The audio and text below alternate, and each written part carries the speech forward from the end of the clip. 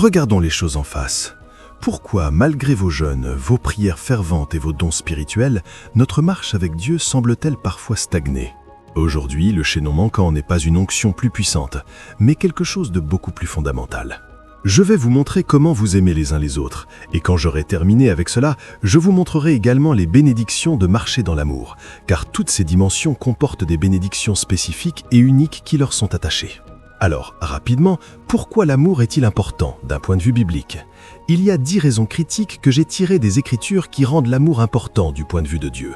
Numéro 1, en termes bibliques, l'amour est très important parce que l'amour n'est pas un sentiment. L'amour est la nature et l'essence de Dieu. Ainsi, partout où les gens expriment de l'amour, c'est symbolique et c'est représentatif du fait que l'amour, la nature de Dieu, les a colonisés. Lorsque vous exprimez de l'amour, c'est un signe que vous appartenez à Dieu et que Dieu vous a colonisé. L'amour est donc une façon d'exprimer l'ADN de Dieu. C'est une preuve que Dieu a la domination sur un homme. Un homme a été colonisé et conquis, et il est devenu une incarnation de l'essence divine et de la nature divine. 1 Jean 4, 8 et 16, la Bible dit « Celui qui n'aime pas ne connaît pas Dieu ».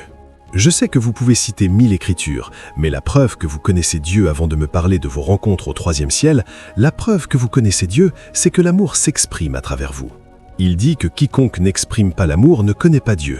Ce sont des accents définitifs. Vous voyez, Dieu ne mâche pas ses mots. Vous trouvez des gens qui vous disent qu'ils ont jeûné 80 jours, qu'ils se sont transportés au 3e ciel, qu'ils se tenaient avec un chérubin, mais vous ne les trouvez pas en train d'exprimer l'amour. Vous trouvez des gens qui citent 30 écritures en 10 secondes, 10 minutes, mais quand les problèmes de la vie surgissent, vous ne pouvez pas voir l'amour. La Bible dit qu'indépendamment des écritures et de la rencontre dont ils parlent, ils ne me connaissent pas. Ceux qui me connaissent, la preuve est que l'amour est domestiqué dans leur esprit. Le verset 16 dit « Dieu est amour, et celui qui demeure dans l'amour demeure en Dieu ». C'est pourquoi je dis que l'amour est critique. C'est une preuve que vous avez été colonisé par Dieu. Vous portez son ADN et vous manifestez son ADN. Vous ne pouvez pas prétendre que vous êtes l'enfant de Dieu, que vous êtes à Dieu si vous n'avez toujours pas d'amour et si vous ne pouvez pas exprimer l'amour. Numéro 2, pourquoi l'amour est-il critique dans le contexte biblique? De toutes les vertus en Dieu, la Bible dit que l'amour est la plus grande de toutes les vertus. Maintenant, quand un homme devient comme Dieu, il modèle le caractère de Dieu, il manifeste les vertus de Dieu. Mais la Bible nous dit dans 1 Corinthiens 13, 13 que de toutes les vertus de la divinité, il dit que l'amour est la plus grande. Et comme nous l'étudierons aujourd'hui, vous verrez que l'amour est en fait une incarnation de toutes les vertus divines. C'est pourquoi l'amour est la plus grande. Chaque autre vertu fait partie intégrante de l'amour. L'amour est l'incarnation de la vertu divine. Il a dit « Maintenant demeure la foi, l'espérance et l'amour. La charité, c'est l'amour. » Il a dit ces trois-là, maintenant demeure la foi, l'espérance et l'amour. Il a dit ces trois-là, mais la plus grande de celles-ci est l'amour. De toutes ces vertus, l'amour est la plus grande. Rappelez-vous, la Bible dit que nous marchons par la foi, non par la perception sensorielle. Le juste vivra par la foi. Donc le chemin pour notre vie et notre existence est la foi. Mais il vous dit que bien que vous viviez par la foi, en fait, il dit sans la foi, Hébreux 11, 6, il est impossible de plaire à Dieu. C'est à quel point la foi est importante. Il a dit que de toutes ces vertus, l'amour est encore plus grand. C'est pourquoi Galates 5, 6 nous dit que même la foi opère par l'amour, parce que l'amour est plus grand. Ainsi, un homme qui n'a pas d'amour n'est encore entré dans le plus grand, ou le meilleur de Dieu. Colossiens 3, 14, la Bible nous dit « Par-dessus tout cela, revêtez-vous de charité ». Par-dessus toutes ces choses, mettez tout l'amour. Il dit que l'amour est le lien de la perfection. Quiconque a aimé est parvenu à la perfection. Il est devenu comme Dieu. Nous étudierons, et vous verrez encore que la Bible dit que l'amour est l'accomplissement de la loi. Donc, quiconque marche dans l'amour a atteint la perfection selon le standard et le degré de Dieu lui-même. Il a dit que l'amour est le lien de la perfection. Numéro 3, pourquoi l'amour est très important? La Bible dit que l'amour est l'accomplissement de la loi. Cela signifie que l'amour résume toutes les exigences morales de Dieu. Toutes les exigences morales de Dieu. Lorsqu'un homme commence à marcher dans l'amour, il a tout accompli. Si vous marchez dans l'amour, vous ne pouvez pas errer en ce qui concerne la moralité. En fait, l'amour est la true essence de la justice. Un homme qui n'a pas d'amour n'est pas un homme juste. C'est la somme du standard moral divin. C'est pourquoi la Bible, exprimant dans Romains 13, 0, appelle l'amour l'accomplissement de la loi. Dans Galates 5, 14, il est écrit que toute la loi est accomplie dans une seule parole. Si tu aimes ton frère et ta sœur. Donc, la loi de Dieu n'est pas principalement de ne pas assassiner, de ne pas convoiter, de ne pas commettre d'adultère. La loi de Dieu est en fait de marcher dans l'amour. Car si vous marchez dans l'amour, vous n'assassinerez pas. Comment puis-je vous tuer si je vous aime? Si vous marchez dans l'amour, vous ne pouvez pas forniquer. Lorsque vous trouvez des gens qui cherchent avec qui forniquer, toucher à leur sœur ou toucher à leur fille, vous comprendrez qu'ils savent que ce qu'ils font est de la méchanceté. Un homme est à l'hôtel avec une jeune fille et dit « oui, il exprime de l'amour ». Devrait-il exprimer ce genre d'amour avec votre fille? Vous trouverez un homme devenir un lion, fronçant les sourcils, il est colère. Ce qu'il fait à la fille de quelqu'un d'autre, il ne veut pas que quelqu'un d'autre le fasse à sa propre fille. Il sait donc que ce qu'il fait n'est pas de l'amour, c'est de la méchanceté. Il n'a pas maîtrisé son appétit, alors quand son appétit commence à le pousser, il peut infliger du mal aux autres. Mais quand un homme marche dans l'amour, il n'a pas besoin de la loi. La loi est nécessaire là où il n'y a pas d'amour. Là où l'amour est activé, l'amour n'a pas d'utilité. La loi n'a pas d'utilité. Gloire à Dieu. Je vous montre pourquoi l'amour est si important pour Dieu et pourquoi nous devons l'apprendre, le recevoir et marcher dedans. Numéro 4. Pourquoi l'amour est-il si important? L'amour est la marque d'identification du vrai disciple-homme. Si vous voulez, dormez à l'église, restez ici pendant 30 ans, venez à ce service avant tout le monde, c'est bien, mais vous n'êtes pas un disciple. Citez les Écritures, gagnez des âmes, priez en langue pendant 10 heures. Si vous n'avez pas d'amour, vous n'êtes pas encore un disciple, parce que vous pouvez faire toutes ces choses pour de nombreuses raisons, et la plupart de ces raisons peuvent être banales. J'ai vu des gens qui prient pendant 6 mois. Vous pensez qu'ils sont enflammés pour Dieu? C'est un mensonge. Ils cherchent une femme, ils font une transaction avec Dieu, ils cherchent un mari, ils cherchent un travail, l'entreprise s'effondre, ils veulent une restauration. Au moment où ils obtiennent ce qu'ils cherchent, la prière prend fin. J'ai vu des gens servir Dieu, vous dites « Oh, voyez l'humilité, voyez l'amour pour Dieu, ils nettoient les toilettes. » En fait, ils en inspirent d'autres et ils s'enflamment pour le service. Mais devinez quoi? C'est contre la stérilité qu'ils se battent. Cette stérilité doit partir. Je dois donner naissance à mon enfant. Au moment où l'enfant vient, il jette le balai. Vous n'êtes donc pas encore un disciple parce que vous faites une activité. Vous êtes un disciple quand votre motif est pur. Vous êtes un disciple quand vous êtes motivé par l'amour. Là où il n'y a pas d'amour, il ne peut y avoir de discipolat. Dans Jean 13, 34-35, Jésus a dit « par ceci, non par de nombreux signes, par ce signe particulier, il dit « tous les hommes sauront que vous êtes mes disciples si vous vous aimez les uns les autres, si vous aimez ». Nous pouvons tracer de nombreux marqueurs de disciples, mais ils sont secondaires. La seule vraie marque d'un vrai disciple est qu'il est entré dans la vie et l'expression de l'amour. La Bible dit, dans 1 Jean 3, 14, « Nous savons que nous sommes passés de la mort à la vie parce que nous aimons les frères. Vous n'êtes pas encore de Dieu, vous n'êtes pas encore un disciple de Christ si ce que vous faites n'est pas motivé par l'amour. » Je vous montrerai quelques écritures. Paul a dit qu'un homme peut donner son corps pour être brûlé pour des raisons égoïstes. Cela signifie que certaines personnes que nous appelons des martyrs ne sont pas des martyrs. Pouvez-vous imaginer cela? Connaissez-vous la douleur de la mort? Quelqu'un peut supporter la douleur de la mort et quitter ce monde, et ses motifs ne sont pas justes. Paul a dit « Je peux parler en langue d'ange, si je n'ai pas l'amour, cela ne me sert à rien. » Donc, il est possible pour quelqu'un d'opérer dans une dimension de pointe des dons spirituels, et pourtant Dieu ne l'approuve pas parce qu'il n'y a pas d'amour. Si cet amour est si important, alors vous devriez non seulement l'avoir, mais marcher dedans. Gloire à Dieu. Alléluia. Alors, pourquoi l'amour est-il important pour Dieu? C'est important pour Dieu parce que c'est la marque que vous lui appartenez et qu'il vous a formé, qu'il a fait de vous des disciples. Donc, avant que Dieu n'appelle un homme le mien, cela signifie que cet homme vraiment marche dans l'amour. La preuve visible du salut est donc l'amour. Si les dons peuvent être faits en dehors de Dieu, alors même les dons ne sont pas une preuve complète du salut. Je sais que la Bible dit « Ces signes accompagneront ceux qui croiront », mais Paul a dit « Je peux faire des signes, parler en langue d'ange, ressusciter les morts, si je n'ai pas l'amour, je ne suis rien ». Cela signifie que ce n'est que lorsque le don est fait par quelqu'un qui est dans l'amour que le vrai salut peut être garanti. Donc la marque visible de celui qui est vraiment sauvé et a été disciplé est l'amour en manifestation. Numéro 5. Pourquoi l'amour est-il important? L'amour est ce qui donne de la valeur aux dons spirituels. Les dons spirituels n'ont de valeur que dans la mesure où ils sont faits ou manifestés dans l'amour. Lisons 1 Corinthiens 13 versets 1 à 4. Je sais que nous aimons les paroles de connaissance. Nous aimons les miracles.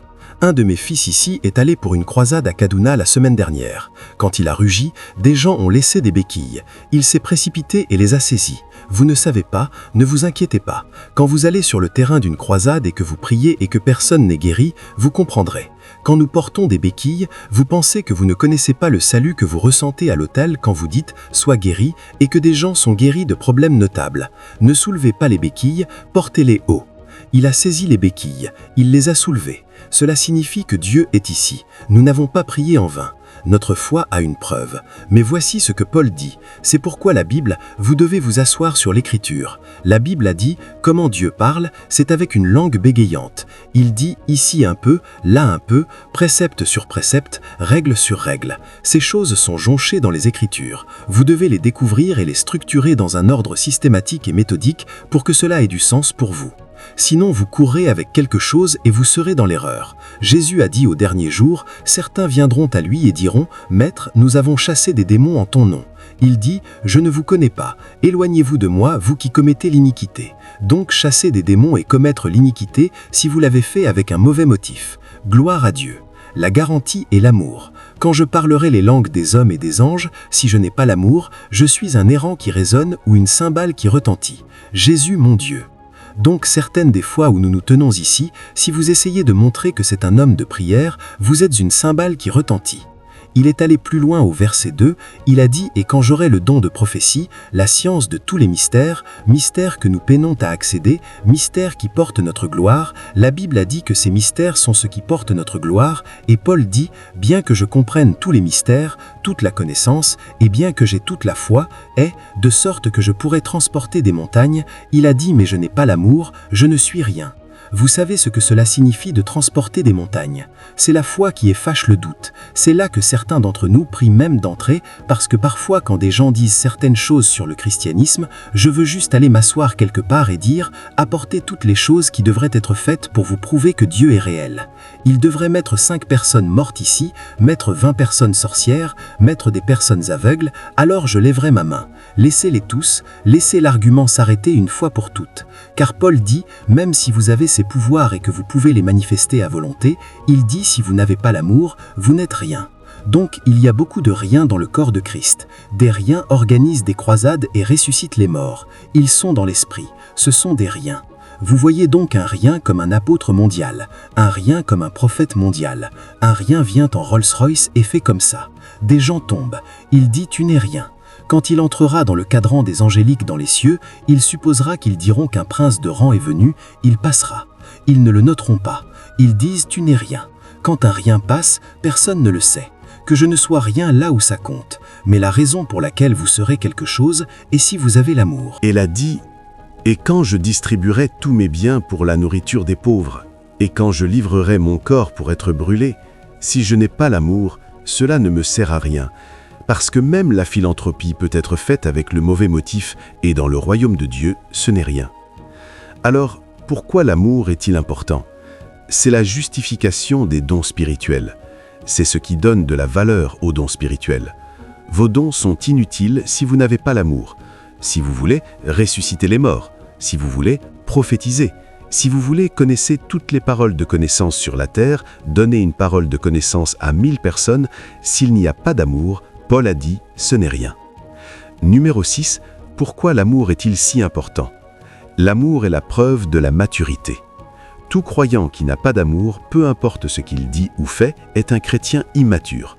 Vous pouvez vous composer, vous pouvez manifester de grands dons, vous êtes toujours un bébé en Christ. La preuve que nous grandissons et que nous avons grandi est que nous commençons à marcher dans l'amour. Vous avez déjà vu dans Colossiens 3,14 qu'il a dit que l'amour est le lien de la perfection. Amour. Quand un homme aime, il est parvenu à la maturité. 1 Corinthiens 1, versets 6 à 8 et 1 Corinthiens 3, versets 1 et 2. Voyez la chose surprenante à propos de l'Église à Corinthe. Paul parlait d'eux, s'adressant à eux, et il a dit que le témoignage de Christ avait été confirmé en eux. Verset suivant, il a dit qu'il ne manquait d'aucun don. La raison pour laquelle Paul a enseigné sur le don de l'Esprit dans l'Église à Corinthe est parce que c'est là qu'ils l'ont manifesté le plus et c'est là qu'ils en ont aussi abusé le plus. Il a dit que vous ne manquez d'aucun don, attendant avec empressement la révélation de Christ. Il disait à Dieu, « Viens, nous voulons retourner au ciel. » Si vous allez à l'Église à Corinthe, s'ils disent qu'un ange est ici, 10 personnes peuvent le confirmer. 10. Et si vous leur dites de décrire ce qu'ils voient, ce sera la même chose.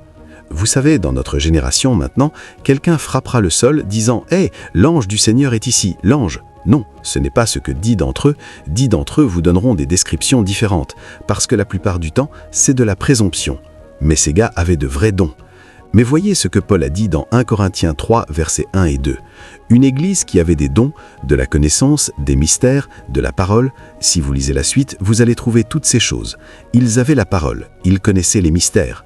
Paul a dit « Et moi, frères, ce n'est pas comme à des hommes spirituels que j'ai pu vous parler, mais comme à des hommes charnels, comme à des enfants en Christ. » Donc un homme peut être un homme charnel, et un bébé peut recevoir une parole de connaissance. Donc certaines des personnes que vous appelez papa portent des couches. C'est pourquoi vous voyez leur caractère défier l'Écriture. Certains des apôtres que vous voyez, que vous appelez papa, ils ont des enfants. Ne soyez pas ébranlés par les dons, les mystères et la connaissance. Allez chercher l'amour. Paul nous a dit ici que des personnes non spirituelles, des personnes charnelles et des bébés peuvent manifester des mystères, peuvent manifester la parole, peuvent manifester des dons. Donc l'amour est la preuve de la maturité. Si vous étudiez Éphésiens chapitre 4, je vous ai déjà enseigné ici les versets 13 à 17, vous allez voir les 7 couches de la maturité spirituelle. La plus élevée est l'amour. Au moment où un homme atteint l'amour, la chose suivante que Paul a dit est qu'il grandit en Christ en toutes choses. Regardez. Ok, lisons le verset 11. Ensuite, nous lisons le 13. Il a dit « Et il a donné les uns comme apôtres, les autres comme prophètes, les autres comme évangélistes, les autres comme pasteurs et docteurs. » Verset 12. « Pour le perfectionnement des saints, pour l'œuvre du ministère, pour la croissance, l'édification, la maturité du corps de Christ. » Il a maintenant commencé à nous montrer des niveaux de maturité. Numéro 1, il a dit « Quand nous arrivons à l'unité de la foi ». Je n'ai pas le temps de l'expliquer, j'ai déjà enseigné cela plusieurs fois. Allez vérifier. Numéro 2, il a dit quand nous arrivons à la connaissance du Fils de Dieu, 2e niveau de maturité. Numéro 3, il a dit jusqu'à un homme parfait à la mesure de la plénitude de la stature de Christ. Ce sont 4 niveaux de maturité.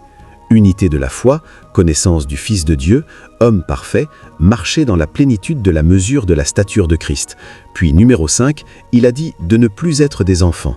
Voyez-vous que c'est une conversation de maturité agitée et emportée par tout vent de doctrine ou par la ruse des hommes dans la tromperie crucielle de la fourberie où ils complotent? Donc, numéro 5, aigu en doctrine, un homme qui peut manipuler les Écritures. Puis numéro 6, Paul a dit en prêchant la vérité, vous savez, vous avez déjà la doctrine, donc vous avez la vérité. Il a dit, mais en prêchant la vérité dans l'amour, c'est le 6e niveau. Au moment où vous frappez ici, voyez la déclaration suivante que Paul a dit que nous grandissons en Christ en toutes choses, qui est le chef de l'Église. Donc un homme qui marche dans l'amour a exemplifié Christ. Quand il apparaît, il est exactement comme Jésus. C'est pourquoi Paul a dit dans 1 Corinthiens 11, 1 « Soyez mes imitateurs comme je le suis moi-même de Christ. » Donc si vous me voyez, vous l'avez vu. Jean a dit dans 1 Jean 4, 17 « Tel il est, tel nous sommes aussi dans ce monde. » Donc la raison pour laquelle l'amour est critique pour Dieu est parce que l'amour est la preuve de notre maturité. Si nous ne marchons pas dans l'amour, nous pouvons connaître la Bible de la Genèse à l'Apocalypse. Nous pouvons manifester des dons, nous pouvons connaître des mystères, mais nous sommes toujours des bébés et nous pouvons toujours être charnels et non spirituels. Vous devez voir certaines des personnes qui manifestent des dons. Quand le service est terminé, ils parleront 10 minutes après le service. Vous serez choqués. Certaines choses ne sont pas pour le public, mais si vous savez ce que certaines personnes se tenant sur cette chaire qui prêchent l'évangile, si vous savez ce qu'ils font, ce qu'ils disent, même leur rassemblement normal, vous serez choqués. Vous qui êtes un chrétien, ce serait un risque de se mêler à eux. Un pasteur, non, je n'irai pas là, cela n'édifie pas. Si vous entendez ce que certaines personnes font, vous n'avez pas entendu ce que Jésus a dit. Vous voyagez par terre et par mer pour faire un prosélyte, un jeune disciple. Il a dit, mais vous le convertissez pour devenir 2 fois un enfant de l'enfer. Pourquoi pensez-vous que de nombreux pasteurs, personne ne s'approche d'eux? Ce n'est pas une question d'honneur. Quand vous parlez, ils militarisent l'honneur et disent « la familiarité engendre le mépris ». Je sais qu'il y a un niveau de familiarité que nous ne devrions pas avoir, mais quand un pasteur se cache littéralement, que cachez-vous? Dans Philippiens 4, 9, Paul a dit « Les choses que vous avez apprises, je vous les ai enseignées, les choses que vous avez vues. » Les disciples devraient être proches pour voir. Il a dit la même chose. Essayez maintenant, vous verrez des choses. Vous allez chez le pasteur et vous verrez le pasteur boire de l'alcool pour essayer de soulager la pression. Vous vous direz « Non, c'est une transe démoniaque », mais malheureusement, ces choses arrivent. Pendant ce temps, ce sont des hommes doués. Quand ils parlent, vous pensez qu'un ange prononce ses oracles à travers eux. Ils vous regarderont et vous scanneront comme une machine sensorielle. S'ils crient, les boiteux marcheront. Mais ils sont charnels, non spirituels et des bébés. C'est pourquoi nous devons prendre le sujet de l'amour au sérieux, c'est la preuve de notre maturité. Numéro 6. Pourquoi l'amour est-il important pour Dieu? L'amour est le lien d'une unité parfaite. La colle qui retient l'Église ensemble n'est pas la puissance. La colle qui retient l'Église ensemble n'est pas le don. Le don est l'une des choses qui nous séparent même. La colle qui retient l'Église ensemble est l'amour. C'est pourquoi Dieu considère l'amour comme critique, parce que c'est ce qui nous lie ensemble. L'amour nous lie ensemble. Éphésiens 4, versets 2 et 3, il dit « se supportant les uns les autres dans l'amour ». Se supportant les uns les autres dans l'amour. Se supportant les uns les autres, il a dit avec humilité, douceur, longanimité, se supportant les uns les autres dans l'amour. Et verset 3, il a dit « vous vous efforçant de conserver l'unité de l'esprit par le lien de la paix ». Là où il n'y a pas d'amour, les hommes se disperseront certainement. Donnez-leur du temps. Vous savez ce qui les dispersera? Les bénédictions. Au moment où ils commenceront à être bénis, ils se disperseront. Le statut entrera. « Je suis plus grand que toi. Qui es-tu pour me parler ?» L'un a maintenant de l'argent, l'autre a de la célébrité, l'autre a de la visibilité ou de l'acceptation, l'autre a un don.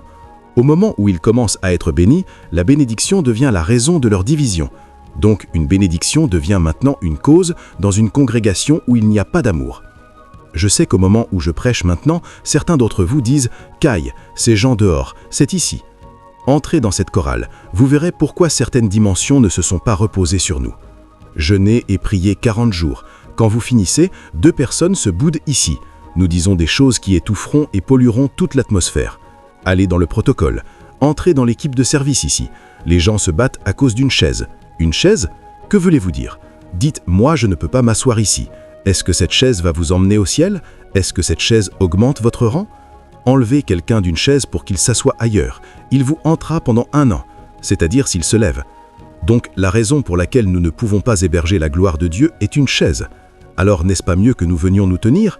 Mettons un tapis, que tout le monde s'assied. Si la chaise est devenue plus importante que la gloire de Dieu, alors nous enlevons toutes les chaises et mettons un tapis. Mais voyez le problème, même si vous mettez un tapis, les gens se plaindront. Pourquoi cette personne est-elle assise devant moi sur le tapis? Pourquoi suis-je le seul assis derrière? Augusta, t'ont-ils dit que Dieu est devant? Nous avons affaire à un esprit. Le jour de la Pentecôte, le feu s'est reposé sur chaque tête. Au moins à la chambre du Sénat, quand ils se querellent, ils disent que c'est parce que la caméra doit montrer qu'ils font une contribution pour que leurs membres de circonscription soient heureux qu'ils fassent quelque chose. Il n'y a aucune circonscription qui vous regarde nulle part. Celui qui vous regarde est au ciel, et il ne regarde pas votre tête, il regarde votre cœur. Donc même si vous êtes derrière, c'est votre cœur qu'il voit, pas votre tête. Et pour certains d'entre nous, c'est même mieux que Dieu ne nous voit pas à un moment donné. Parce qu'au moment où Dieu vous vérifie, c'est là que vous êtes « cette personne, je ne pardonnerai jamais ». C'est là que Dieu a regardé. Vous vous demandez pourquoi le jeûne, la prière, la prophétie, rien ne se passe.